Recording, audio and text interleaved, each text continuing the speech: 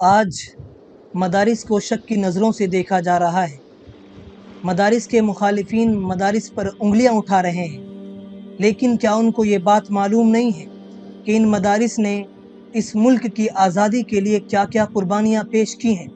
لیکن کیا ان کو یہ بات معلوم نہیں ہے کہ اس مدرسے میں پڑھنے پڑھانے والے لوگوں نے اپنی بیویوں کو بیوہ، اپنے بچوں کو یتیم کیا اور خود سولی پر لٹک گئے، لیکن انگریزوں کے ساتھ سمجھوتا نہیں کیا؟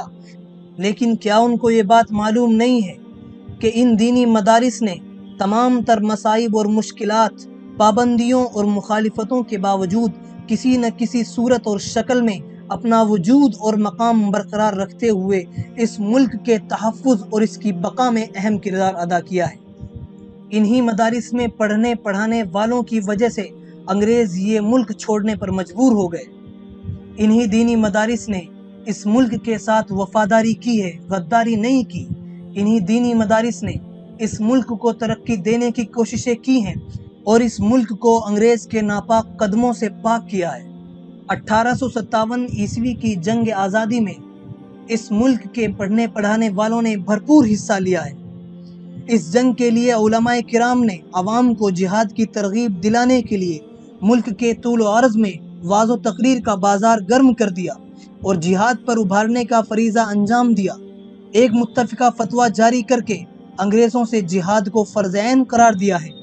اس فتوے نے جلتے پر تیل کا کام کیا اور پورے ملک میں آزادی کی آگ بھڑک اٹھی۔ اکابر علماء دیوبند نے شاملی کے میدان میں جہاد میں خود شرکت کی ہے۔ حضرت مولانا قاسم نانوتوی، حضرت مولانا رشید احمد گنگوہی اور حافظ ضامن شہید نے حضرت حاجی امداد اللہ مہاجر مکی کے ہاتھ پر بیعت جہاد کی۔ پھر تیاری شروع کر دی گئی۔ حضرت حاجی صاحب کو امام مقرر کیا گیا۔ مولانا منیر نانوتوی کو فوج کے دائیں بازو کا اور حافظ ضامن تھانوی کو بائیں بازو کا افسر مقرر کیا گیا۔ مجاہدین نے پہلا حملہ شیر علی کی سڑک پر انگریزی فوج پر کیا۔ دوسرا حملہ 14 ستمبر 1857 کو شاملی پر کیا اور فتح حاصل کی۔ جب خبر آئی کہ توپ خانہ سہارنپور سے شاملی بھیجا گیا ہے تو حضرت حاجی صاحب نے مولانا گنگوہی کو 40-50 مجاہدین کے ساتھ مقرر کیا۔ سڑک باغ کے کنارے سے گزرتی تھی۔ مجاہدین اس باغ میں چھپے تھے۔ جب پلٹن وہاں سے گزری تو مجاہدین نے ایک ساتھ فائرنگ کر دی۔ پلٹن گھبرا گئی اور توپ خانہ چھوڑ کر بھاگ گئی۔ اسی معرکے میں حافظ ضامن صاحب تھانوی شہید ہوئے۔ سید حسن عسکری صاحب کو سہارنپور لا کر انگریزوں نے گولی مار دی۔ مولانا رشید احمد گنگوہی رحمہ اللہ مظفر نگر جیل میں ڈال دیے گئے اور مولانا محمد قاسم نانوتوی آئندہ کی حکمت عملی طے کرنے کے لیے انڈر گراؤنڈ چلے گئے۔ 1857 کی جنگ آزادی مختلف وجوہ اور اسباب کی بنا پر ناکام رہی۔ پھر انگریزوں نے مسلمانوں کے اوپر ظلم و زیادتی کے پہاڑ توڑ ڈالے۔ اس جنگ میں 2 لاکھ مسلمانوں کو شہید کیا گیا، جن میں 51,500 علماء کرام تھے۔ انگریز علماء کے اتنے دشمن تھے کہ داڑھی اور لمبے کرتے والوں کو دیکھتے ہی پھانسیاں دے دیتے تھے۔ 1857 عیسوی کی جنگ آزادی کی ناکامی کے بعد 1866 عیسوی میں دارالعلوم دیوبند قائم کیا گیا۔ اس کا مقصد جہاں تعلیم و تعلم تھا، وہیں ملک کی آزادی کے لیے افراد کی تیاری بھی تھی، جو قوم اور ملک کی قیادت کر سکے اور کاروان آزادی کو کامیابی کے ساتھ منزل تک پہنچا سکے۔ چنانچہ دارالعلوم دیوبند کے پہلے طالب علم شیخ الہند حضرت مولانا محمود حسن دیوبندی رحمہ اللہ نے فرمایا، حضرت الاستاذ حضرت مولانا قاسم نانوتوی نے اس مدرسے کو کیا درس و تدریس، تعلیم اور تعلم کے لیے قائم کیا تھا؟ مدرسہ میرے سامنے قائم ہوا۔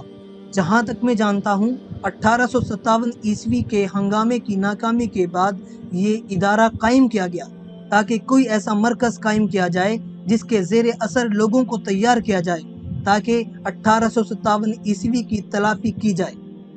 تو دارالعلوم دیوبند قائم کرنے کا مقصد اس ملک کی خدمت اور انگریزوں کو اس ملک سے بھگانا تھا، اور اسی طرح جو مدارس دارالعلوم دیوبند کے نہج پر بعد میں قائم کیے گئے ان کے قیام کے مقاصد بھی یہی تھے۔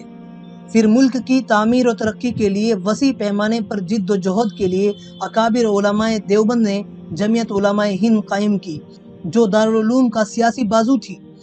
اکابر جمعیت نے عوام میں بیداری کی لہر پیدا کرنے اور آزادی کے لیے فضا سازگار بنانے میں اہم رول ادا کیا۔ جمعیت نے کانگریس سے پہلے کوائٹ انڈیا ہندوستان چھوڑو کا مطالبہ اپنی تجویز کے ذریعے کیا۔ مولانا ابوالکلام آزاد نے جمعیت اور کانگریس کے پلیٹ فارم سے اور مولانا محمد علی جوہر اور مولانا حضرت موہانی وغیرہ نے آزادی کے لیے جو خدمات انجام دی ہیں وہ روز روشن کی طرح آیا ہیں۔ بہرحال انہی مدارس نے اس ملک سے انگریزوں کو بھگانے کے لیے بے شمار قربانیاں پیش کی ہیں جن کا ہم اندازہ بھی نہیں لگا سکتے۔ ان مدارس کے قیام کا مقصد ہی اس ملک کی خدمت اور اس ملک سے انگریزوں کو بھگانا تھا، لیکن آج کل انہی مدارس کو شک کی نظروں سے دیکھا جا رہا ہے۔ یہاں پر ایک بات سمجھیے کہ جو خیال کیا جاتا ہے کہ مدارس کے اندر صرف دینی تعلیم دی جاتی ہے، وہاں اردو اور عربک پڑھائی جاتی ہے، دنیاوی تعلیم سے وہ لوگ بے خبر رہتے ہیں، یہ بات بالکل غلط ہے۔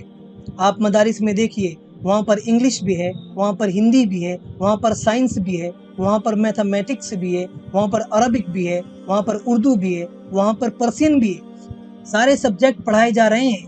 مدرسے کے اندر پڑھنے والے نیٹ کا ایگزام دے رہے ہیں، یو پی ایس سی کا ایگزام دے رہے ہیں، ڈاکٹر بن رہے ہیں، ایڈوکیٹ بن رہے ہیں، بی اے کر رہے ہیں، ایم اے کر رہے ہیں، بی ایڈ کر رہے ہیں، اور بھی بے شمار کورسز میں حصہ لے رہے ہیں۔ آپ دیکھیے تو مدارس میں پڑھنے والے کیا کیا کر رہے ہیں۔ تو یہ کہنا کہ مدرسے میں صرف یہی تعلیم دی جاتی ہے، اس کے علاوہ مدرسے میں پڑھنے والے کچھ نہیں کر سکتے، یہ بات بالکل غلط ہے، بے بنیاد ہے۔ اللہ تبارک و تعالی مدارس اسلامیہ کی حفاظت فرمائے، آمین۔